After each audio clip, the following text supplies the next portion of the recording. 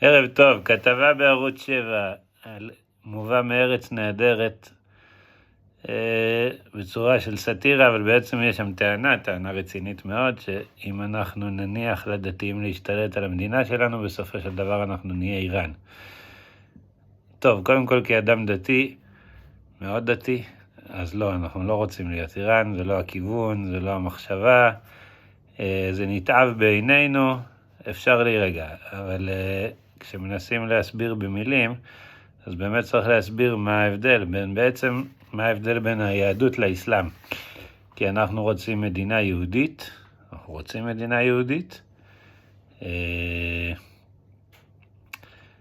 לא הייתי אומר דתית, יהודית, מדינה יהודית עם כל התרבות היהודית, שזה כולל גם את התורה והאמונה של עם ישראל מזה אלפי שנים, ואנחנו ממש לא רוצים להיראות כמו אסלאם, זה לא הכיוון, זה לא הכוונה, זה לא דומה. ננסה להסביר בכמה מילים קצת את ההבדלים. קודם כל אני רוצה להגיד שאני מבין את הפחד. כי על פניו, כאילו, זה אותם טקסטים, הקוראן לקוח מתוך היהדות ברובו, או כולו. הרעיונות של צניעות, שהובא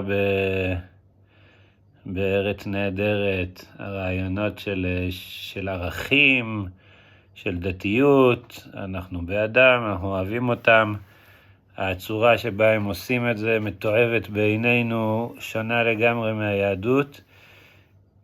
זה באמת, כי מי שחווה את היהדות מבפנים, אז באמת כאילו ההשוואה קלושה מאוד, אבל כדי לנסות טיפה להסביר במילים, אז אולי נצביע על כמה נקודות. קודם כל, המקום של העולם הזה מול העולם הבא. זאת אומרת, מבחינת האסלאם, הסיפור הוא לא פה, הסיפור הוא שם למעלה, שם הטוב, שם השכר, שם גם העונשים לכופרים.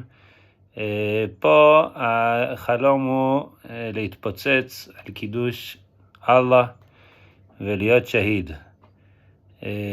היהדות קידשה את החיים במשך כל הדורות.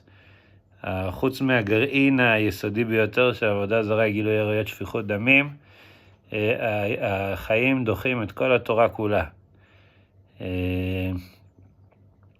הסיפור שלנו, העולם הזה, בתנ"ך לא מוזכר העולם הבא, אפילו לא ברמז. כל השכר בתורה, כל השכר והעונש, זה הכל בעולם הזה. זאת אומרת, אם העולם הזה נראה דפוק, כמו שנראית היום איראן, אז ביהדות זה כישלון, זה חטא, זה לא... עוד דבר, הערך של חיי אדם. ערך של חיי אדם, והערך של פשוט להיות טוב, להיות איש טוב, של חסד וחמלה ורחמים. עכשיו אני שוב אומר, זה מי שנמצא בפנים הוא מבין את זה כל כך טוב, וכאילו ההשוואה לא מתחילה, אבל באמת היהדות בגדול אוהבת את החיים, מקדשת את החיים. החיים הם בעצם מצווה, כל העולם הזה הוא מצווה. יישוב ארץ ישראל זה מצווה, לבנות את הארץ הזאת, להילחם בעדה, לחיות בה, לבנות אותה, לקדם אותה, לפתח אותה. בלשון אחד הפוסקים הידועים, החשובים, החתם סופר, בארץ ישראל החרישה מצווה והזריעה מצווה, וכל מעשה שמיישב את העולם הוא מצווה. זה נקודה ראשונה. נקודה נוספת, כל הנושא של כפייה. באמת, פה זה טיפה מלכוד, כי בתורה באמת כתוב המון פעמים מות יומת, מחלל שבת, מות יומת. יש הרבה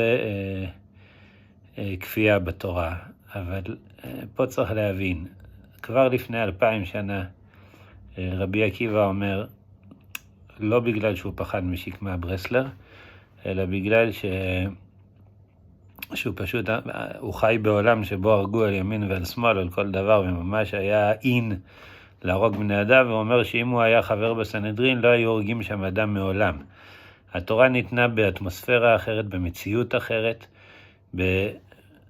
במדבר, ב-40 שנות נידודנו במדבר, כשהאלוהות הייתה דבר גלוי וידוע, כל הזמן קראו ניסים, חיו על ניסים, אכלו שם ניסים, אכלו מן, היה עמוד הענן ועמוד האש, ואם מישהו במצב כזה באמת הולך נגד ההיגיון, הבריאות הנפשית, החברה, הזה, והולך נגד הדת, אז באמת מגיע לו להרוג אותו, כמו שברור לכולם שתקין במדינות מתקדמות מערביות להרוג רוצחים, כי הם הולכים נגד החברה. כבר לפני 2000 שנה המציאות הייתה שונה, ורבי עקיבא בעצם במילים אחרות ביטל את גזר דין מוות. משרבו הרצחנים גלתה סנהדרין, הסנהדרין לא רצו לדון ולהרוג הרבה הריגה, ברגע שהסטנדרט החברתי משרבו המנאפים הפסיקו לדון את הדינים של ניאוף, משרבו הרצחנים הפסיקו לדון על רציחה.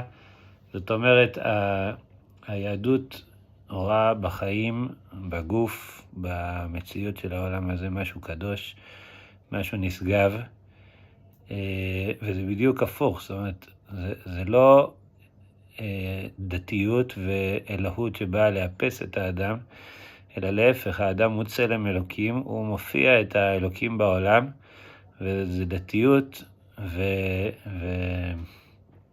ורוחניות ואמונה שבאה להעצים את האדם, להפוך אותו לחלק אלוקה ממעל, וזה בלי התנועות החדשות שהיו בעם ישראל ב100-200 שנה האחרונות, תנועת המוסר ותנועת החסידות, שקידשו את עידון המידות ואת אהבת ישראל כמשהו שהוא תמצית כל התורה כולה. גם לזה יש יסודות חז"ליים כמובן. אז זהו, השוואה לא השוואה, לא צריך לפחד.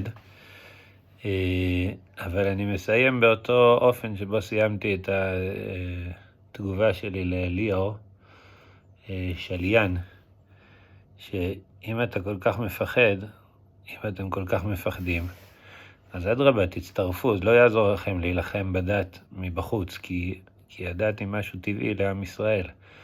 אהבת האלוקים והרוחניות והאמונה בערכים שלנו זה משהו טבעי, ואי אפשר לנצח את זה. אם אתם רוצים שזה יהיה מאוזן, אז תיכנסו פנימה, תהיו איתנו בפנים ותשמיעו מבפנים. בהצלחה.